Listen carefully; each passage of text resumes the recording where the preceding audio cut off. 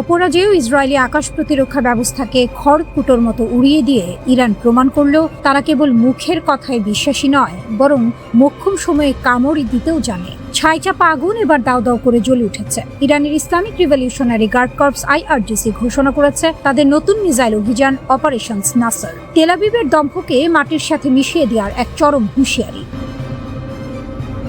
কথায় আছে, ইটটি মারলে পাটকেলটি খেতে হয়। ইসরায়েল ভেবেছিল ইরানের ভেতরে ঢুকে রাডার সাইটগুলোতে অতর্কিত হামলা চালিয়ে তারা পার পেয়ে যাবে, কিন্তু বাঘের খাঁচায় ঢুকে যারা খেলা করতে চায় তাদের পরিণতি কতটা ভয়াবহ হতে পারে তা হয়তো নেতানিয়াহু সরকার আন্দাজ করতে পারেনি। তিনটি গুরুত্বপূর্ণ ইরানি রাডার মনিটরিং স্টেশনে ইসরায়েলি বিমান বাহিনীর হামলার কয়েক ঘন্টার মধ্যেই তেহরান তার রুদ্র মূর্তি ধারণ করে। ইরান স্পষ্ট জানিয়ে দিয়েছে অপারেশন নাসর কোনো বিনা উস্কানিতে ঘটা ঘটনা নয়। জায়নবাদী শাসক গোষ্ঠীর লাগাতার আগ্রাসন এবং পরমাণু স্থাপনায় বেআইনি হামলার মোক্ষম জবাব দিতে এই ক্ষেপণাস্ত্রের বৃষ্টি। তেহরানের এই পাল্টা আঘাত ইসরায়েলের জন্য এক বজ্রপাতের মতো এসেছে, যা তাদের রণকৌশলকে পুরোপুরি এলোমেলো করে দিয়েছে। মূল লক্ষ্য ইসরায়েলের হৃৎপিণ্ডে আঘাত। ইরানের এই অপারেশনের মূল লক্ষ্য ছিল ইসরায়েলের সামরিক শক্তির অহংকার। তাদের বিমান বাহিনীর প্রধান দুটি ঘাঁটি IRGCর দূরপাল্লার ব্যালিস্টিক ক্ষেপণাস্ত্রগুলো নিখুঁত নিশানায় আঘাত হেনেছে ইসরায়েলের বুক চিরে। নেভাতিম ইয়ার বেস দক্ষিণ নেগেভ মরুভূমিতে অবস্থিত এই ঘাঁটিটি ইসরায়েলের সবচেয়ে আধুনিক F-35 স্টেলথ ফাইটার স্কোয়াড্রনের মূল বাসস্থান। ইরানের ক্ষেপণাস্ত্রগুলো সরাসরি এই ঘাঁটির লজিস্টিক নেটওয়ার্ক এবং যুদ্ধবিমান উড্ডয়নের রানওয়েকে লক্ষ্য করে আঘাত হেনেছে। তেলনাফ এয়ার বেস মধ্য ইসরায়েলে অবস্থিত এই ঘাঁটিটি ইসরায়েলি কমব্যাট হেলিকপ্টার বহর, এলিট গুপ্তচর ইউনিট এবং স্ট্র্যাটেজিক ইলেকট্রনিক ওয়ারফেয়ারের প্রধান স্নায়ু কেন্দ্র। আকাশ প্রতিরক্ষা সাইরেনের তীব্র আওয়াজে যখন পুরো সেন্ট্রাল এবং সাউদার্ন ইসরায়েল কেঁপে উঠছিল, তখন ইসরায়েলের অত্যাধুনিক রাডারগুলো কেবল চেয়ে চেয়ে দেখেছে কিভাবে dozen dozen surface two surface ballistic missile তাদের আকাশ সীমা ভেদ করে ভেতরে ঢুকে যাচ্ছে। এটি ইসরায়েলের জন্য আকাশ থেকে পড়ার মতোই এক নির্মম বাস্তবতা। এই যুদ্ধে ইরান কেবল ইসরায়েলের মুখোমুখি নয়, পর্দার আড়াল থেকে কলকাঠি নাড়ছে স্বয়ং পরাশক্তি আমেরিকা। মার্কিন প্রশাসন সেন্টকমের সরাসরি সম্পৃক্ততার কথা অস্বীকার করলেও তেহরানের চোখে ফাঁকি দেয়া সম্ভব হয়নি। ইরান প্রকাশ্যে অভিযোগ করেছে যে মার্কিন সামরিক কমান্ড ইসরায়েলের প্রতিটি আক্রমণাত্মক ও রক্ষণাত্মক অভিযানের সাথে ওতপ্রোতভাবে জড়িত। ইরানের সামরিক কমান্ড স্পষ্ট করে দিয়েছে যে অপারেশন নাসর কেবলই এই মহাযুদ্ধের শুরু বা ওপেনিং শট। এটি কোনো একদিনের শোডাউন নয়। IRGC একটি কড়া আলটিমেটাম জারি করেছে যে আমেরিকা ও ইসরায়েল এতদিন মধ্যপ্রাচ্যে একচেটিয়া ছড়িয়ে ঘুরিয়েছে, আজ ইরানের বীরত্ব এবং প্রতিরোধ বাহিনীর ইস্পাত কঠিন মনোভাবের সামনে তারা ব্যাকফুটে।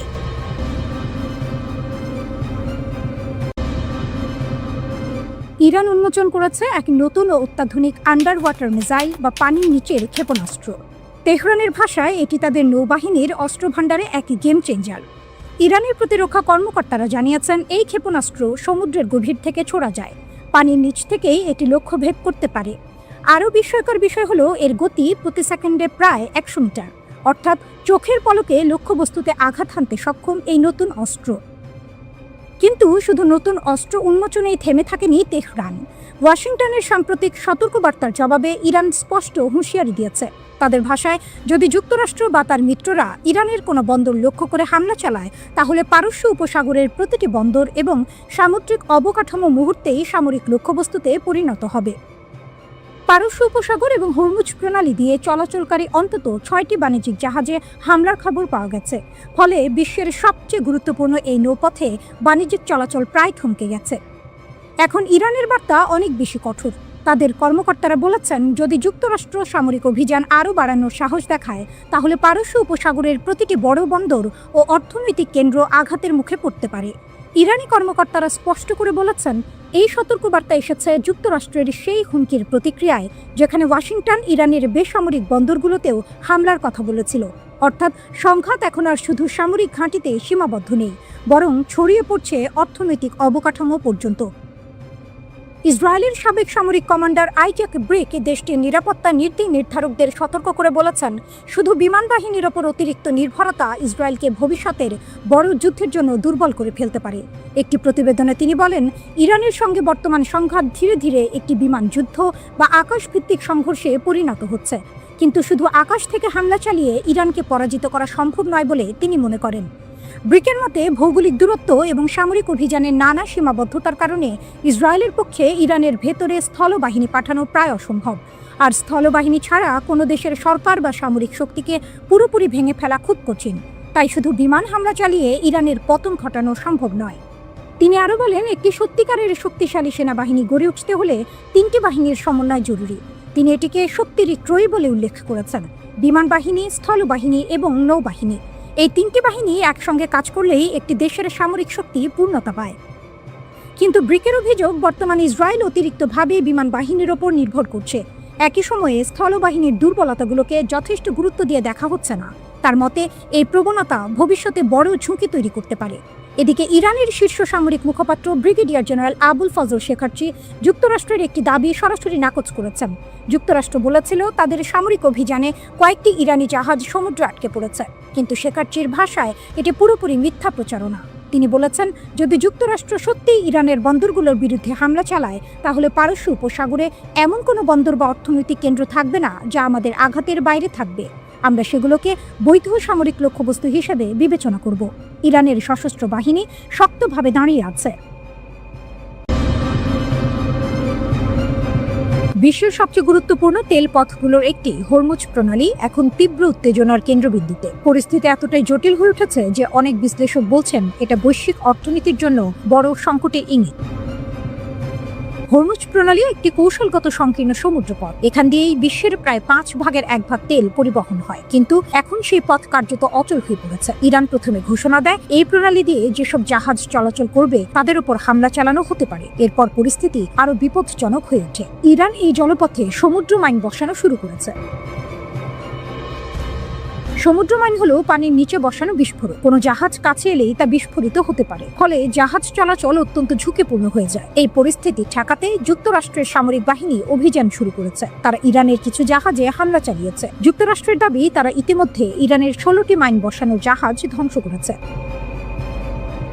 তবে এখানেই শেষ নয়। বিশ্লেষকদের মতে ইরানের কাছে এমন জাহাজের বড় বহর রয়েছে। অনুমান করা হচ্ছে এই বহরের 80 থেকে 90% এখনো অক্ষত রয়েছে। অর্থাৎ ইরান চাইলে এই সমুদ্রে শত শত মাইন বসাতে পারে। এই পরিস্থিতিতে যুক্তরাষ্ট্র ছবি প্রকাশ করে তাদের অভিযানের প্রমাণ দেখানোর চেষ্টা করছে।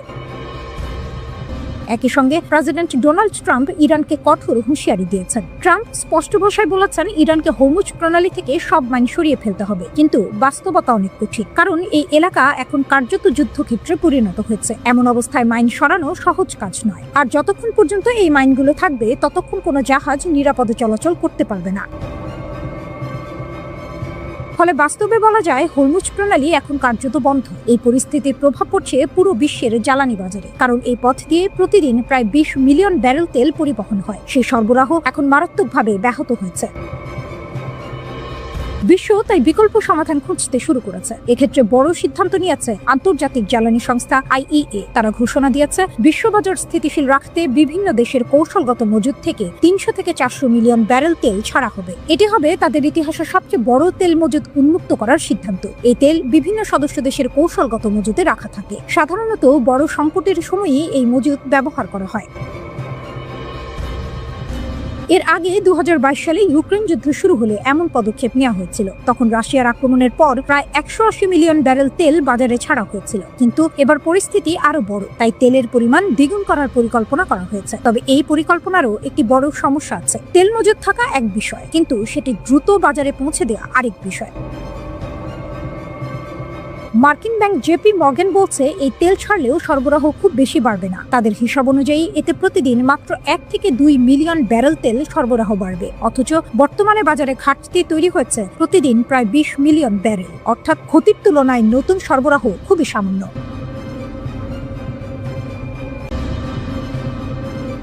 যুক্তরাষ্ট্র ও ইসরায়েলের হামলার জবাবে এবার আরও ভয়ঙ্কর পাল্টে আঘাতের ঘোষণা দিয়েছে ইরান।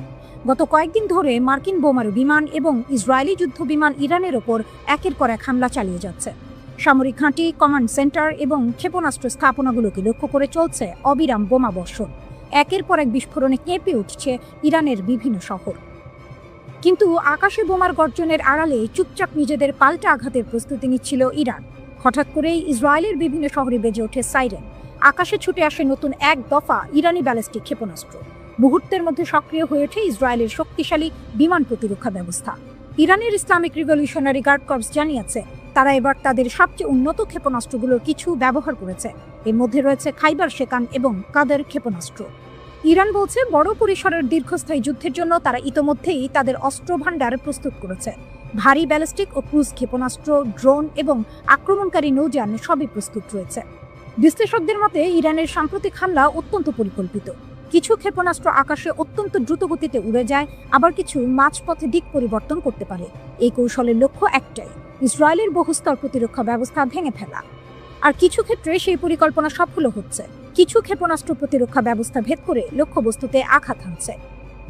ইরানের বক্তব্য অনুযায়ী তাদের কিছু ক্ষেপণাস্ত্রে ক্লাস্টার বা গুচ্ছ ওয়ারহেড ব্যবহার করা হয়েছে। এসব ওয়ারহেড লক্ষ্যবস্তুতে পৌঁছানোর পর খুলে গিয়ে বড় এলাকায় ছোট ছোট বিস্ফোরক ছড়িয়ে দেয়। ফলে একই সঙ্গে বহু স্থানে বিস্ফোরণ ঘটে। এতে প্রতিরক্ষা ব্যবস্থা দিয়ে সবগুলো বিস্ফোরক আটকানো প্রায় অসম্ভব হয়ে পড়ে। এদিকে যুক্তরাষ্ট্র ও ইসরায়েলের দাবি, গত 28 ফেব্রুয়ারি থেকে তারা ইরানের ওপর 6000-এর বেশি লক্ষ্যবস্তুতে হামলা চালিয়েছে। তাদের মতে এসব হামলায় ইরানের ক্ষেপণাস্ত্র ও ড্রোন স্থাপনাগুলোর বড় অংশ ধ্বংস হয়ে গেছে। কিন্তু বাস্তবতা বলছে অন্য কথা। প্রতিটি নতুন হামলার পরও ইরান দেখিয়ে দিচ্ছে যে তাদের হাতে এখনো শক্তিশালী অস্ত্র ভাণ্ডার রয়েছে। তারা এখনো বড় ধরনের ক্ষতি করার সক্ষমতা রাখে। ইরান এবার আরও ভারী ক্ষেপণাস্ত্র ব্যবহারের হুমকি দিয়েছে। দেশটির ইসলামিক রিভলিউশনারি গার্ডস বা আইআরজিসির এক শীর্ষ কমান্ডার জানিয়েছেন, এখন থেকে ইরান 1000 কেজি বা তার বেশি ওজনের বিস্ফোরক বহন করতে পারে এমন ক্ষেপণাস্ত্র ব্যবহার করতে পারে। এখন পর্যন্ত ইরান যেসব ক্ষেপণাস্ত্র ব্যবহার করেছে সেগুলোর বেশিরভাগই ছিল 1000 কেজির কম ওজনের বোমাবাহী। কিন্তু নতুন ঘোষণার মাধ্যমে ইরান জানিয়ে দিল, আগামী দিনে আরও শক্তিশালী ও ভারী বিস্ফোরকযুক্ত ক্ষেপণাস্ত্র ব্যবহারের পথে তারা এগোতে পারে। রিভলিউশনারি গার্ডসের শীর্ষ কমান্ডার ব্রিগেডিয়ার জেনারেল মজিদ মোসাভি এই ঘোষণা দেন। তিনি বলেন, নতুন এই কৌশল কার্যকর হলে প্রতিটি ক্ষেপণাস্ত্রের বিস্ফোরণের এলাকা, আঘাতের ক্ষমতা এবং ধ্বংসের মাত্রা আগের চেয়ে অনেক বেশি হবে। অনেক ক্ষেত্রে তা দ্বিগুণেরও বেশি হতে পারে। যুক্তরাষ্ট্র ও ইসরায়েলের চলমান হামলার মধ্যে ইরানের এই ঘোষণা এসেছে। ফলে বিশ্লেষকরা বলছেন এটি মূলত আরও শক্ত প্রতিশোধমূলক হামলার প্রস্তুতিরই ইঙ্গিত।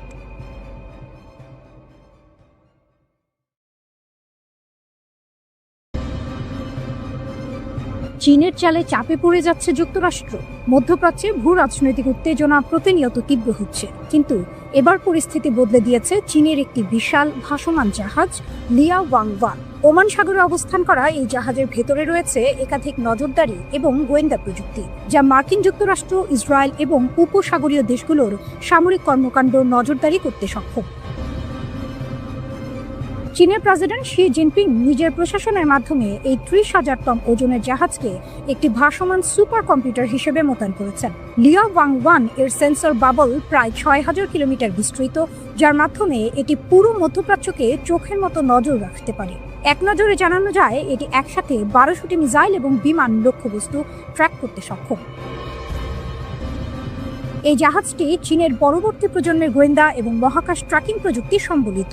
2025 সালে কমিশন করা হয় এটি। তবে এটি কোনো সাধারণ জাহাজ নয়। একজন আমেরিকান থিঙ্ক ট্যাঙ্কের বিশ্লেষক জানিয়েছেন, লিয়া ওয়াং কেবল জাহাজ নয়, এটি ভাসমান সুপার কম্পিউটার, যা অদৃশ্য যুদ্ধক্ষেত্রের মানচিত্র তৈরি করতে পেটাবাইট ডেটা প্রক্রিয়াকরণ করে। এর রাডার এবং সেন্সরগুলো এতই উন্নত যে এটি মিসাইলের ধরন, আকাশী বিমান উড্ডয়ন এবং সম্ভাব্য আক্রমণ শনাক্ত করতে পারে।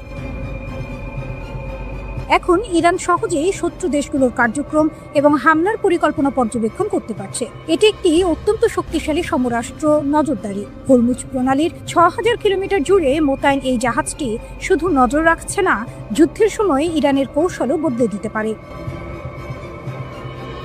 লিয়া ওয়াংওয়ান এর নিরাপত্তা নিশ্চিত করছে চীনের প্ল্যান 055 এবং টাইপ 052D ডেস্ট্রয়ার, যা এই ভাসমান কম্পিউটারকে আক্রমণ থেকে রক্ষা করছে। অর্থাৎ চীনের প্রশাসন সরাসরি ইরানের পাশে অবস্থান নিয়ে তার শক্তিশালী সমর্থন প্রদর্শন করছে। এটি শুধু একটি গোয়েন্দা জাহাজ নয়, মধ্যপ্রাচ্যের জন্য চীনের শক্তির এক সরাসরি বার্তা। বর্তমানে পারস্য উপসাগরীয় দেশ ইরান প্রতিনিয়ত মিসাইল এবং ড্রোন হামলা চালাচ্ছে। লিয়া ওয়াংওয়ানের মাধ্যমে চীন পরোক্ষভাবে ইরানের পাশে দাঁড়াচ্ছে। এটি এমন এক দৃষ্টান্ত স্থাপন করছে যেখানে শুধুমাত্র নজরদারি এবং তথ্য সংগ্রহের মাধ্যমে যুদ্ধের পরিস্থিতি একদম পাল্টে ফেলা সম্ভব। একদিকে মার্কিন যুক্তরাষ্ট্র এবং ইসরায়েল এখনও বাস্তব সময়ে ইরানের হামলার পরিকল্পনা বুঝতে চেষ্টা করছে। অন্যদিকে চীনের এই ভাসমান সুপার কম্পিউটার ইরানকে দিয়েছে নতুন ধরনের সমরাস্ত্র চোখ, যা মুহূর্তেই শত্রুর পরিকল্পনা ভেদ করতে সক্ষম। যুদ্ধক্ষেত্রে নতুন এই প্রযুক্তি শুধু সামরিক সমীকরণে বদলাচ্ছে না, এটি পুরো ভূ রাজনৈতিক স্থিতি ও মধ্যপ্রাচ্যের ভারসাম্যকেও পাল্টে দিচ্ছে। ইরান শুরু থেকেই চীনের সাহায্যে তার সমরাষ্ট্র ভাণ্ডারকে শক্তিশালী করেছে, আর এখন লিয়া ওয়াং-ওয়ানের মাধ্যমে সে পেয়েছে গোয়েন্দা নজরদারিতে অপ্রতিরোধ্য শক্তি। মধ্যপ্রাচ্যের আকাশে, সমুদ্রে এবং দূরদর্শী নজরে চীনের ভাসমান সুপার কম্পিউটার একটি নতুন যুগের শুরুর নিদর্শন। একে শুধু একটি জাহাজ হিসেবে দেখলে হবে না, এটি যুদ্ধক্ষেত্রে ইরানের কৌশলগত শক্তিকে কয়েক গুণ বাড়াচ্ছে। যুদ্ধ এখন শুধু মিসাইল এবং বিমান হামলা নয়, এটি তথ্য এবং নজরদারির যুদ্ধও বটে। লিয়া ওয়াং-ওয়ান সেই দিকেই ইরানকে দিয়েছে অদম্য শক্তি, যা শত্রুদের চোখের সামনে এক নতুন বাস্তবতা গড়ে দিচ্ছে। মধ্যপ্রাচ্যের চলমান সংঘাত নিয়ে অনেকের মনে একটি প্রশ্ন ঘুরছে, ইরান কি সত্যিই একা যুদ্ধ করছে? অনেকেই মনে করেন এই যুদ্ধের সমীকরণ খুবই সহজ। একদিকে যুক্তরাষ্ট্র ও ইসরায়েল, আর অন্যদিকে শুধু ইরান। খবরের শিরোনামেও আমরা সাধারণত দেখি মিসাইল হামলা, ড্রোন আক্রমণ বা বিমান হামলার খবর। বিশ্লেষকের মতে ইরান পুরোপুরি একা নয়, এর পেছনে বিশ্বের দুই বড় শক্তি রাশিয়া ও চীন পরোক্ষভাবে ভূমিকা রাখছে, আর এখানেই যুদ্ধের কৌশলগত হিসাব অনেকটাই বদলে যায়। সাম্প্রতিক সময়ে দেখা যাচ্ছে ইরান খুব নির্ভুলভাবে বিভিন্ন জায়গায় মিসাইল হামলা চালাচ্ছে। তারা মূলত সামরিক ঘাঁটি, গোয়েন্দা স্থাপনা এবং গুরুত্বপূর্ণ অবকাঠামোকে লক্ষ্য করে আঘাত করছে। কিন্তু এমন নির্ভুল হামলা চালানোর জন্য শুধু মিসাইল থাকলেই হয় না, দরকার হয় রিয়েল টাইম গোয়েন্দা তথ্যে। উদাহরণ হিসেবে বলা যায় স্যাটেলাইট থেকে লক্ষ্যবস্তু শনাক্ত করা, সমুদ্রে থাকা যুদ্ধ জাহাজ বা অন্যান্য জাহাজের অবস্থান জানা, কিংবা শত্রুপক্ষের রাডারের অবস্থান সম্পর্কে তথ্য পাওয়া। প্রশ্ন হলো, ইরানের কি এত বড় স্যাটেলাইট নেটওয়ার্ক আছে? সাধারণভাবে বলা হয় ইরানের নিজস্ব স্যাটেলাইট ব্যবস্থা সীমিত।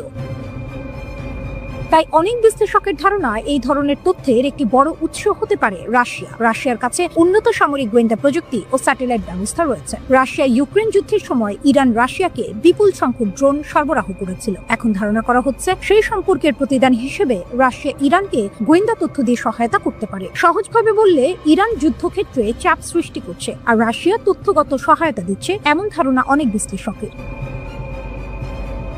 চীনের ভূমিকা আবার একটু ভিন্ন ধরনের। চীন সাধারণত সরাসরি যুদ্ধ অংশ নেয় না, তাদের কৌশল হলো নীরবে প্রভাব বাড়ানো। তারা প্রায়ই অর্থনৈতিক সহায়তা, কূটনৈতিক সমর্থন, প্রযুক্তি সহযোগিতা বা সামরিক সরঞ্জাম দিয়ে অংশীদার দেশগুলোকে শক্তিশালী করে। কিছু প্রতিবেদনে বলা হয়েছে ইরান উন্নত অ্যান্টিশিপ মিসাইল এবং সংখ্যাগত হাইপারসনিক প্রযুক্তির ক্ষেত্রেও অগ্রগতি অর্জন করেছে। এসব অস্ত্র বিশেষভাবে নৌবাহিনীর বিরুদ্ধে ব্যবহার করার জন্য তৈরি করা হয়। চীন সরাসরি যুক্তরাষ্ট্রের সঙ্গে সংঘাতে জড়াতে চায় না, কিন্তু মধ্যপ্রাচ্যে পশ্চিমা প্রভাব কমে গেলে চীনের কৌশলগত সুবিধা বাড়তে পারে। অনেক বিশ্লেষক এই সংঘাতকে একটি স্তর ভিত্তিক শক্তির কাঠামো হিসেবেও ব্যাখ্যা করেন। নিচের স্তরে রয়েছে বিভিন্ন আঞ্চলিক সশস্ত্র গোষ্ঠী ও মিলিশিয়া, তার উপরে রয়েছে ইরান, আর এর উপরে বড় শক্তি হিসেবে রয়েছে রাশিয়া ও চীন। অর্থাৎ এই যুদ্ধ শুধু একটি দেশের লড়াই নয়, বরং বড় শক্তিগুলোর পরোক্ষ প্রতিযোগিতার অংশ। এই সংঘাতের প্রভাব শুধু যুদ্ধক্ষেত্রে সীমাবদ্ধ নেই, অর্থনীতি ও ভূ রাজনীতিতেও এর প্রভাব পড়ছে। জ্বালানি বাজারেও বড় পরিবর্তনের ইঙ্গিত দেখা যাচ্ছে। একসময় অনেক দেশকে রাশিয়ার তেল না কিনতে বলা হয়েছিল, কিন্তু এখন দেখা যাচ্ছে অনেক দেশ আবার সেই তেল কিনতে আগ্রহ দেখাচ্ছে। সব মিলিয়ে অনেক বিশ্লেষকের ধারণা এই যুদ্ধ শেষ হলেও বিশ্ব রাজনীতি আগের মতো থাকবে না। নতুন একটি ভূ রাজনৈতিক বাস্তবতা তৈরি হচ্ছে, আর সেই নতুন বাস্তবতার গল্প শুধু ওয়াশিংটন বা তেল আবিব নয়, তেহরান, বেইজিং এবং মস্কো লিখছে। প্রতিশোধের অভিযানে মার্কিন বাহিনীর বড় ক্ষতির দাবি ইরানের খাতাম আল আনবিয়া সেন্ট্রাল হেডকোয়ার্টার্সের মুখপাত্র জানিয়েছেন, প্রতিশোধমূলক সামরিক অভিযানে মার্কিন বাহিনীর বড় ধরনের ক্ষয়ক্ষতি হয়েছে। তার মতে, ইরানের সশস্ত্র বাহিনীর এই অভিযানে যুক্তরাষ্ট্রের সামরিক স্থাপনা ও সৈন্যরা ব্যাপকভাবে ক্ষতিগ্রস্ত হয়েছে।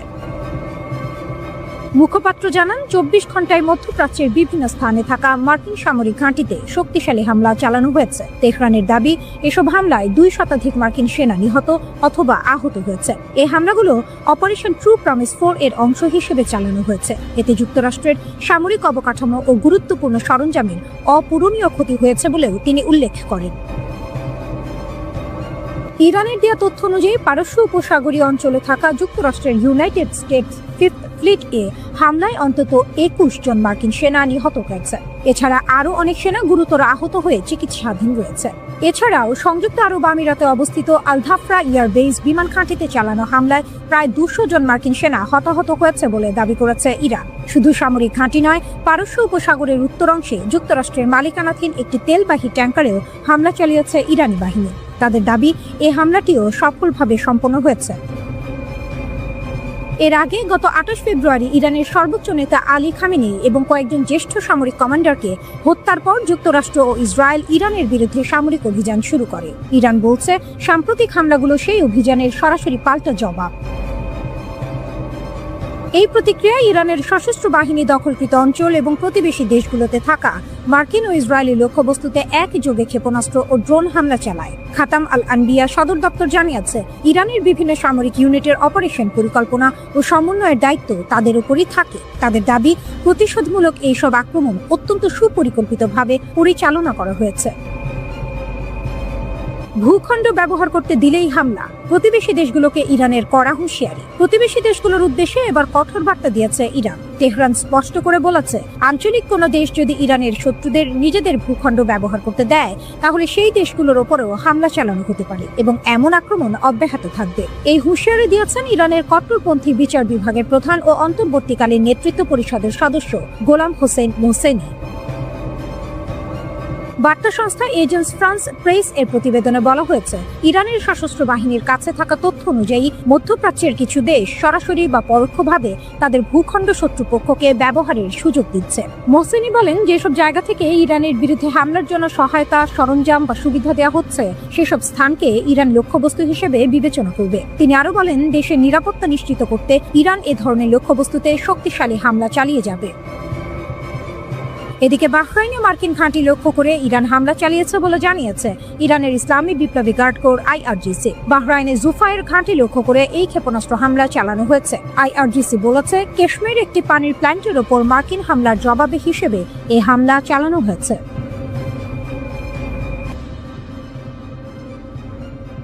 মার্কিন ঘাঁটিতে হামলায় ইরানকে কি তবে গোয়েন্দা তথ্য দিচ্ছে রাশিয়া? মধ্যপ্রাচ্যে থাকা মার্কিন সামরিক স্থাপনাগুলোর অবস্থান সম্পর্কে গুরুত্বপূর্ণ গোয়েন্দা তথ্য ইরানকে দিচ্ছে রাশিয়া। এর ফলে উপসাগরীয় অঞ্চলে মার্কিন বাহিনীর ওপর হামলার পরিকল্পনা করতে তেহরানের জন্য অনেক সুবিধা হচ্ছে। বিষয়টি সম্পর্কে অবগত মার্কিন কর্মকর্তাদের বরাতে এমন তথ্য প্রকাশ করেছে দ্য ওয়াশিংটন পোস্ট।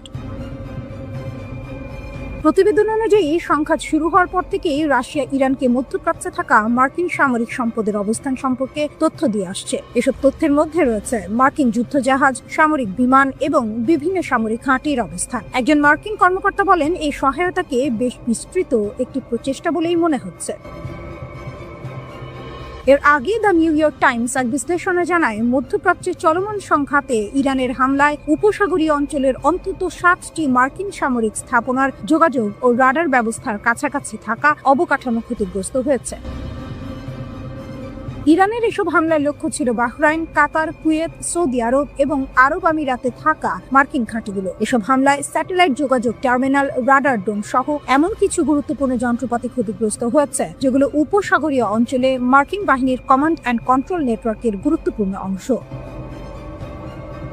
এই বিশ্লেষণে একটি বড় প্রশ্ন উঠেছে, কিভাবে ইরান এত নিখুঁতভাবে বিভিন্ন দেশে থাকা সংবেদনশীল মার্কিন স্থাপনাগুলোকে লক্ষ্যবস্তু করতে পারছে। ওয়াশিংটন পোস্টের প্রতিবেদনে বলা হয়েছে, রাশিয়ার দেয়া গোয়েন্দা তথ্য ইরানকে এসব হামলার পরিকল্পনা করতে সাহায্য করছে। কর্মকর্তাদের মতে, যুদ্ধ শুরু হওয়ার এক সপ্তাহেরও কম সময়ের মধ্যে মার্কিন বাহিনীর অবস্থান শক্ত করার ক্ষেত্রে ইরানের নিজস্ব সক্ষমতা কিছুটা ক্ষতিগ্রস্ত হয়েছে। তাই বাইরের গোয়েন্দা তথ্য তেহরানের জন্য আরো বেশি গুরুত্বপূর্ণ হয়ে উঠেছে। তবে ইরানের সঙ্গে ঘনিষ্ঠ সম্পর্ক থাকা সত্ত্বেও চীন এই সংঘাতে তেহরানকে কোনো সামরিক সহায়তা দিচ্ছে বলে এখনো কোনো ইঙ্গিত পাওয়া যায়নি। বিশ্লেষকদের মতে, প্রতিরক্ষা সহযোগিতার ক্ষেত্রে রাশিয়ার সঙ্গে ইরানের সম্পর্ক চীনের তুলনায় অনেক বেশি গভীর। 2022 সালে ভ্লাদিমির পুতিন ইউক্রেনে পূর্ণমাত্রার সামরিক অভিযান শুরু করার পর থেকে তেহরান মস্কোর অন্যতম গুরুত্বপূর্ণ অংশীদার হয়ে ওঠে। ইরান রাশিয়াকে এমন প্রযুক্তি দিয়েছে যার মাধ্যমে কম খরচে আক্রমণাত্মক ড্রোন তৈরি করা সম্ভব হয়েছে। এই ড্রোনগুলো ইউক্রেনের বিভিন্ন শহরে হামলায় ব্যবহার করা হয়েছে এবং কিয়েভ এর আকাশ প্রতিরক্ষা ব্যবস্থার উপর বড় ধরনের চাপ তৈরি করেছে। এ বিষয়ে অবগত এক মার্কিন কর্মকর্তা বলেন, রাশিয়ানরা খুব ভালোভাবেই জানে যুক্তরাষ্ট্র ইউক্রেনকে কি ধরনের সহায়তা দিচ্ছিল, তাই কিছুটা প্রতিশোধ নেওয়ার সুযোগ তারা পেয়ে খুশি হয়েছে। অন্যদিকে যুক্তরাষ্ট্র ও ইসরায়েলের সমন্বিত হামলার পরও ইরান পিছু হটার কোনো লক্ষণ দেখাচ্ছে না। তেহরান সামরিক স্থাপনা, কূটনৈতিক মিশন এবং জ্বালানি অবকাঠামোতে হামলা চালিয়ে ওয়াশিংটন ও তার আঞ্চলিক মিত্রদের ওপর চাপ বাড়ানোর চেষ্টা করেছে। সবচেয়ে আলোচিত হামলাগুলোর একটি ছিল কাতারের আল উদেইদ এয়ারবেস, যা মধ্যপ্রাচ্যে যুক্তরাষ্ট্রের সবচেয়ে বড় সামরিক ঘাঁটি। এছাড়া রিয়াদ ও কুয়েতে অবস্থিত মার্কিন দূতাবাসেও ইরানি ড্রোন আঘাত এনেছে। পাশাপাশি সৌদি আরব ও কাতারের তেল ও গ্যাস অবকাঠামোতেও একাধিক হামলা চালানো হয়েছে।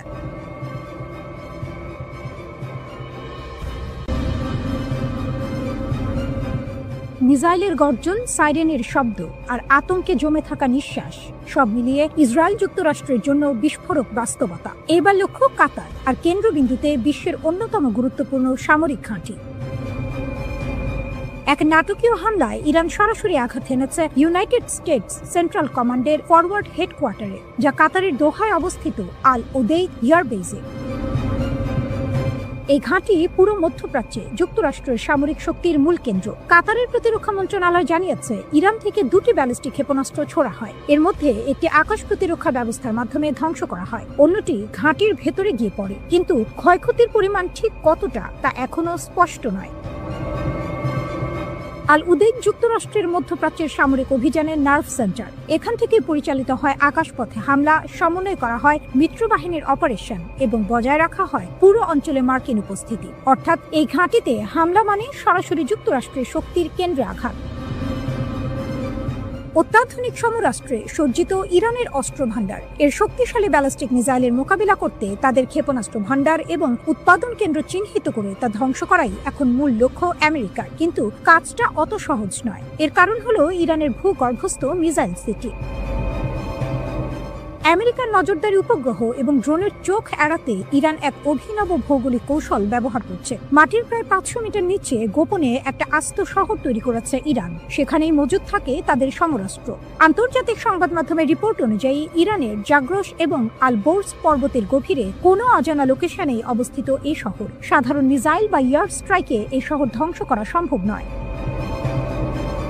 ইরানের ব্যালিস্টিক মিসাইল শক্তি এখন বিশ্বের অন্যতম শক্তিশালী হিসেবে ধরা হয়। 2019 সালে যুক্তরাষ্ট্রের ডিফেন্স ইন্টেলিজেন্স এজেন্সি নিজেই জানিয়েছিল, পুরো পশ্চিম এশিয়ায় ইরানের কাছে সবচেয়ে বড় এবং সবচেয়ে বৈচিত্র্যময় ব্যালিস্টিক ক্ষেপণাস্ত্রের ভান্ডার রয়েছে। সহজভাবে বললে, ইরানের কাছে শুধু বেশি সংখ্যক মিসাইলই নেই, বরং বিভিন্ন ধরনের ভিন্ন ভিন্ন ক্ষমতার মিসাইলও আছে। এই বিশাল মিসাইল ভান্ডারই এখন ইরানের সবচেয়ে বড় শক্তি, আর এই শক্তিকেই তারা ব্যবহার করছে তাদের শক্তিশালী প্রতিপক্ষের বিরুদ্ধে প্রধান অস্ত্র হিসেবে।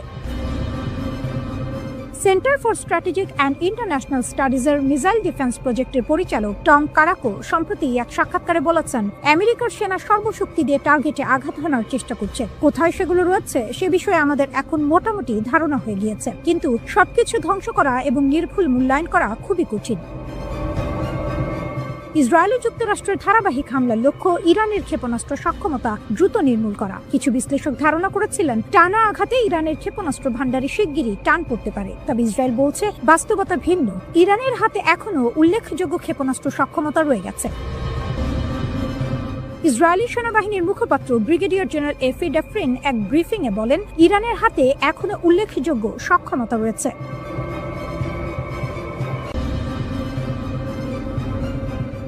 ফাতা-2 ইরানের মারাত্মক ক্ষেপণাস্ত্র। প্রভাবশালী সামরিক সাময়িকী মিলিটারি ওয়াচ ম্যাগাজিন এক প্রতিবেদনে জানিয়েছে, ইরানের তৈরি এই ফাতা-2 হাইপারসনিক ক্ষেপণাস্ত্রকে বর্তমান বিশ্বের প্রচলিত কোনো আকাশ প্রতিরক্ষা ব্যবস্থায় কার্যত ঠেকাতে পারছে না। এই দাবির পেছনে শুধু তত্ত্ব নয়, আছে বাস্তবের ইঙ্গিত।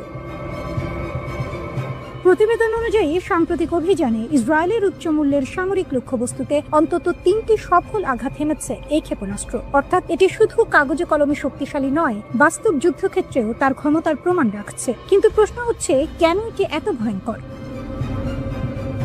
উত্তর লুকিয়ে আছে এর প্রযুক্তিতে। ফাতা 2 ব্যবহার করে হাইপারসনিক গ্লাইড ভেহিকেল বা HGV প্রযুক্তি। এটি সাধারণ ব্যালিস্টিক ক্ষেপণাস্ত্রের মতো সরল পথে চলে না, বরং বায়ুমণ্ডলের ওপরের স্তরে উঠে গিয়ে হঠাৎ দিক পরিবর্তন করে, গতিপথ বদলায়, কখনো নিচে নামে আবার উপরে উঠে, ঠিক যেন আকাশে ছুটে চলা এক বুদ্ধিমান শিকারী। এই অপ্রত্যাশিত গতিবিধির কারণেই এটি রাডারের চোখ ফাঁকি দিতে পারে।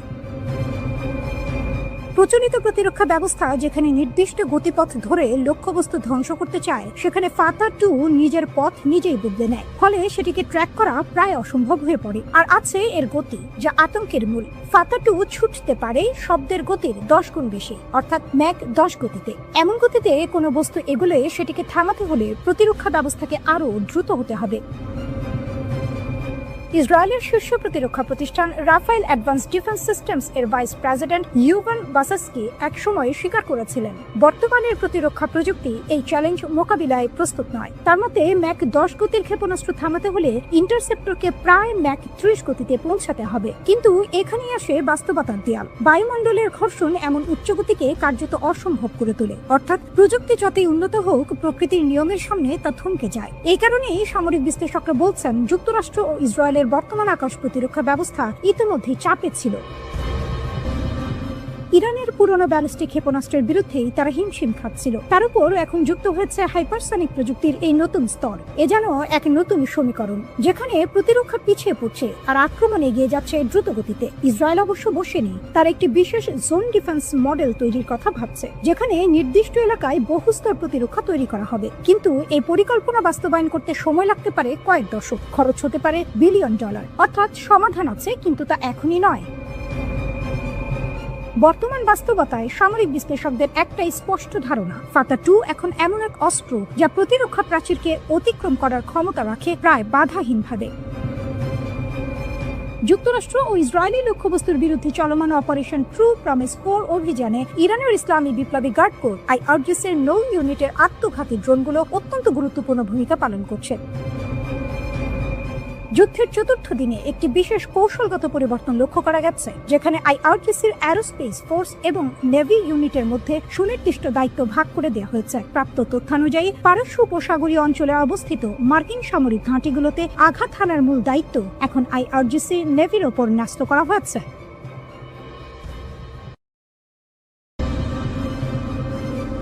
হিজবুল্লাহর সমন্বিত হামলা, একাধিক ইসরায়েলি ঘাঁটি কাঁপল।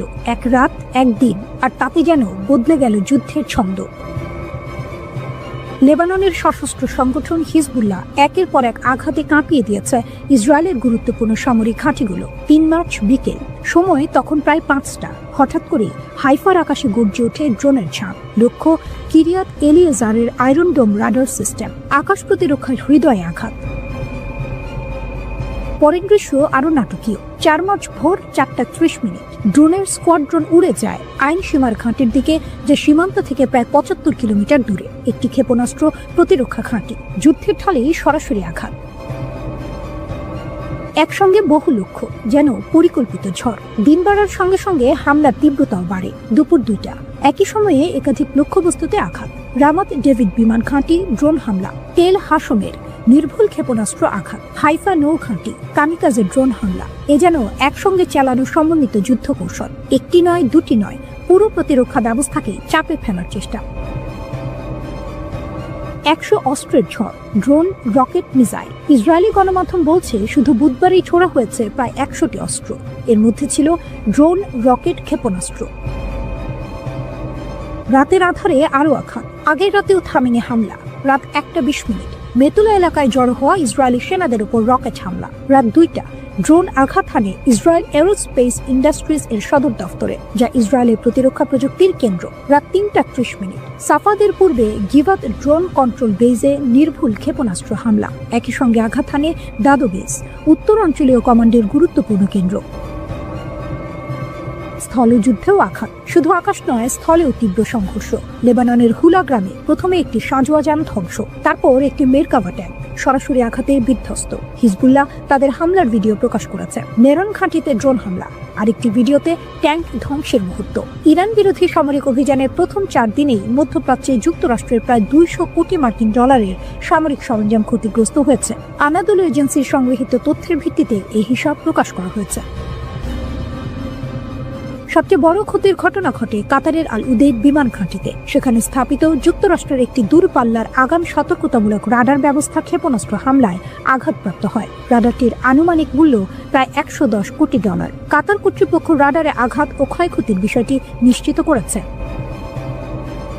এছাড়া কুয়েতে মিত্র সুলভ গোলাবর্ষণ এর ঘটনায় 3টি মার্কিন যুদ্ধবিমান ধ্বংস হয়েছে। কুয়েতের বিমান প্রতিরক্ষা ব্যবস্থার ভুল গুলিতে এই ঘটনা ঘটে বলে জানানো হয়েছে। 6 জন ক্রু সদস্য প্রাণে বেঁচে গেলেও বিমানগুলো সম্পূর্ণ ধ্বংস হয়ে যায়। এগুলোর প্রতিস্থাপন মূল্য প্রায় $28 কোটি 20 লাখ ধরা হয়েছে। হরমুজ প্রণালী দিয়ে এখন শুধুমাত্র চীনা জাহাজ চলাচল করতে পারবে। ইরান জানিয়েছে অনুমতি ছাড়া অন্য কোনো জাহাজ প্রণালী অতিক্রম করলে তা বিপদে পড়তে পারে। ইসলামিক রিভলিউশনারি গার্ড জানিয়েছে তারা প্রণালী পুরোপুরি নিয়ন্ত্রণ করছে এবং যে কোনো জাহাজ ক্ষেপণাস্ত্র বা ড্রোন হামলার ঝুঁকিতে রয়েছে। অবিশ্বাস্য এক দাবি করেছে Islamic Revolutionary Guard Corps IRGC। তাদের ভাষ্য, পারস্য উপসাগরের সীমানা পেরিয়ে এবার তারা সরাসরি ভারত মহাসাগরে থাকা একটি মার্কিন ডেস্ট্রয়ারে আঘাত হেনেছে। IRGC জানিয়েছে এই হামলায় ব্যবহার করা হয়েছে 2টি শক্তিশালী অস্ত্র। একটি হলো গাদর 380 ব্যালিস্টিক ক্ষেপণাস্ত্র, অন্যটি তালায়ে ক্রুজ মিসাইল। গাদর 380 একটি মাঝারি পাল্লার ব্যালিস্টিক মিসাইল। এর সর্বোচ্চ পাল্লা প্রায় 2000 কিলোমিটার, অর্থাৎ এটি দূরবর্তী লক্ষ্যবস্তুতে আঘাত হানতে সক্ষম। অন্যদিকে তালায়ে ক্রুজ মিসাইলের পাল্লা প্রায় 1000 কিলোমিটার। সবচেয়ে ভয়ঙ্কর বিষয়, এটি মাঝপথেই নিজের লক্ষ্য পরিবর্তন করতে পারে। মানে শত্রু যদি ভাবেও যে আক্রমণ এড়িয়ে গেছে, তবুও শেষ মুহূর্তে সেটি ফিরে আসতে পারে। সামরিক বিশ্লেষকদের মতে এই হামলার আসল গুরুত্ব অন্য জায়গায়। ভারত মহাসাগরের মতো দূরবর্তী এলাকায় গিয়ে মার্কিন নৌবাহিনীকে টার্গেট করা এটি স্পষ্ট এক বার্তা। বার্তাটি হলো ইরান এখন শুধু নিজের আশপাশে নয়, দূর সমুদ্রেও যুক্তরাষ্ট্রের উপস্থিতিকে চ্যালেঞ্জ করতে প্রস্তুত। IRGCর দাবি অনুযায়ী হামলার সময় মার্কিন ডেস্ট্রয়ারটি একটি ট্যাঙ্কার থেকে জ্বালানি নিচ্ছিল, অর্থাৎ এটা ছিল সবচেয়ে দুর্বল মুহূর্ত। ঠিক সেই সময়ে আঘাত হানা হয়েছে। এমন আঘাত মনস্তাত্ত্বিক চাপও তৈরি করে, কারণ সমুদ্রে নিরাপদ মনে করা শক্তিশালী নৌবহরও যদি আক্রমণের শিকার হয়, তাহলে সেই নিরাপত্তা আর নিরাপদ থাকে না। গোয়েন্দা তথ্যের বরাত দিয়ে বিবৃতিতে আরও জানানো হয়েছে, ক্ষেপণাস্ত্রের আঘাতে মার্কিন ডেস্ট্রয়ার ও ট্যাঙ্কার উভয় জাহাজে ভয়াবহ অগ্নিকাণ্ডের সৃষ্টি হয় এবং সমুদ্রের আকাশে কালো ধোঁয়ার কুণ্ডলী দেখা যায়। ইরানি সামরিক বাহিনী এই অভিযানকে ইরান বিরোধী মার্কিন ও জায়নবাদী আগ্রাসনের বিরুদ্ধে একটি চূড়ান্ত ও দাঁত ভাঙা জবাব হিসেবে বর্ণনা করেছে। এই উত্তেজনার কেন্দ্রে রয়েছে মার্কিন বিমানবাহী রণতরী USS আব্রাহাম লিঙ্কন। ভারত মহাসাগরে যুক্তরাষ্ট্রের শক্তির প্রতীকগুলোর একটি এটি। IRGC দাবি করছে তাদের ট্রু প্রমিস 4 অভিযানে এই রণতরীকেও লক্ষ্যবস্তু করা হয়েছে, যা যুক্তরাষ্ট্রের নৌ কৌশলের জন্য বড় এক চ্যালেঞ্জ। কিন্তু এই লড়াই শুধু সমুদ্রে সীমাবদ্ধ নয়, এটি এখন বহুমাত্রিক। ইসরায়েলের ভেতরে হামলা, কাতার, সংযুক্ত আরব আমিরাত, কুয়েত ও সৌদি আরবে মার্কিন স্বার্থে আঘাত, সব মিলিয়ে যুদ্ধ এখন ছড়িয়ে পড়েছে আকাশ, স্থল ও সমুদ্রে। ইরান যদি দীর্ঘ সময় ধরে এই সক্ষমতা ধরে রাখতে পারে, তাহলে এটি শুধু সামরিক নয়, অর্থনৈতিক ভারসাম্য বদলে দিতে পারে। বিশ্লেষকদের মতে ইরানের কৌশল এখন 3 স্তরে কাজ করছে। প্রথমত, মিসাইল ও ড্রোন দিয়ে সরাসরি আঘাত। দ্বিতীয়ত, মার্কিন মিত্র দেশগুলোর ওপর চাপ তৈরি। তৃতীয়ত, দীর্ঘমেয়াদী যুদ্ধ চালিয়ে যাওয়ার সক্ষমতা দেখানো। সংবাদ সংস্থা AFP জানিয়েছে জেরুজালেমে ক্ষেপণাস্ত্রের বিস্ফোরণের শব্দ পাওয়া গিয়েছে। তার আগে সতর্ক করতে ইসরায়েলের প্রতিরক্ষা বাহিনী শহরের বিভিন্ন অংশে ইয়ার রেডিও সাইরেন বাজায়। বাসিন্দাদের অনেকে বাংকারে আশ্রয় নেন বলে জানা গিয়েছে। ইরানের সরকারি সংবাদ মাধ্যমের প্রতিবেদনে তাদের এক নৌবাহিনীর কমান্ডারকে উদ্ধৃত করে বলা হয়েছে, যুদ্ধের শুরু থেকে এখনো পর্যন্ত 10টিরও বেশি জাহাজ এবং ট্যাঙ্কারকে লক্ষ্য করে হামলা চালিয়েছে IRGC।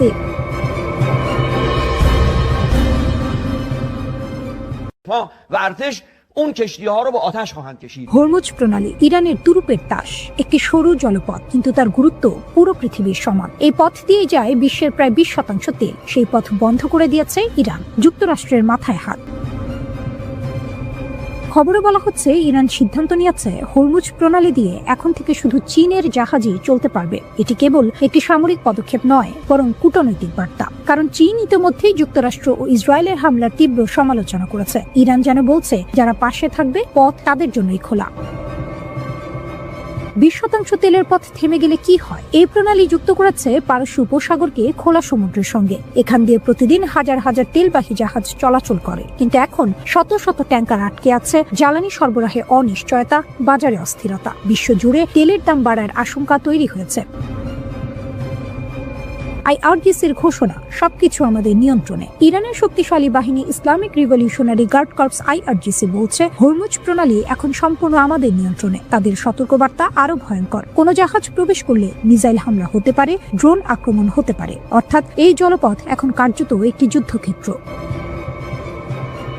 উপসাগরীয় দেশগুলো চাপে। এই পথের উপর নির্ভর করে আরব আমিরাত, কাতার। তাদের জ্বালানি রপ্তানি এখন ঝুঁকিতে। বিশেষ করে এশিয়ার দেশগুলো বড় ধাক্কা খেতে পারে। হরমুজ প্রণালী পারস্য উপসাগরের বন্দরগুলোকে উন্মুক্ত সমুদ্রের সঙ্গে যুক্ত করে। বিশ্বের মোট তেলের প্রায় 20% এই পথে আসে, যা চীন ও ভারতের মতো এশিয়ার বাজারে পৌঁছায়। রুট বন্ধ থাকলে বৈশ্বিক জ্বালানি সরবরাহে বড় ধরনের অস্থিরতা তৈরি হতে পারে। চীন সব পক্ষকে প্রণালীতে নিরাপত্তা বজায় রাখতে আহ্বান জানিয়েছে এবং তার জ্বালানি নিরাপত্তা নিশ্চিত করতে প্রয়োজনীয় ব্যবস্থা নেবে। এর আগে ইরানে যুক্তরাষ্ট্র ও ইসরায়েলের বিমান হামলা নিন্দা জানিয়েছে চীন। ইরানের ওপর যুক্তরাষ্ট্র ও ইসরায়েলের চলমান সামরিক অভিযানের তীব্র সমালোচনা করে অবিলম্বে হামলা বন্ধের দাবি জানিয়েছে মস্কো ও বেজিং। রাশিয়ার পররাষ্ট্রমন্ত্রী সার্গেই ল্যাভরভ স্পষ্ট জানিয়েছেন, তেহরান পারমাণবিক বোমা তৈরি করছে এমন কোনো প্রমাণ মস্কোর কাছে নেই। চীন এই যৌথ হামলাকে আন্তর্জাতিক স্থিতিশীলতার জন্য হুমকি হিসেবে অভিহিত করে অবিলম্বে সামরিক অভিযান স্থগিত করার আহ্বান জানিয়েছে। চীনা পররাষ্ট্রমন্ত্রী ওয়াং ই তার ইসরায়েলি সমকক্ষ গিডিয়ন সার এর সঙ্গে এক ফোন আলাপে বলেন যে যখন ওয়াশিংটন ও তেহরানের মধ্যে আলোচনা ইতিবাচকভাবে এগোচ্ছিল, ঠিক তখনই এই সামরিক হস্তক্ষেপ শান্তি প্রক্রিয়াকে বাধাগ্রস্ত করেছে। ইরান হরমুজ প্রণালী বন্ধ ঘোষণা করেছে। তেহরানের পক্ষ থেকে হুঁশিয়ারি দিয়ে বলা হয়েছে, কোনো জাহাজ প্রণালী পার হওয়ার চেষ্টা করলে রিভলিউশনারি গার্ড ও নৌবাহিনী সেটিকে লক্ষ্যবস্তু করবে। জ্বালানি বাজার পর্যবেক্ষণ ও গবেষণা প্রতিষ্ঠান কেপলার জানিয়েছে, ইরানে যুক্তরাষ্ট্র ও ইসরায়েলি বাহিনীর হামলা শুরুর পর থেকে কৌশলগতভাবে অত্যন্ত গুরুত্বপূর্ণ হরমুজ প্রণালীতে জ্বালানি তেলের ট্যাঙ্কার চলাচল 90% কমে গেছে।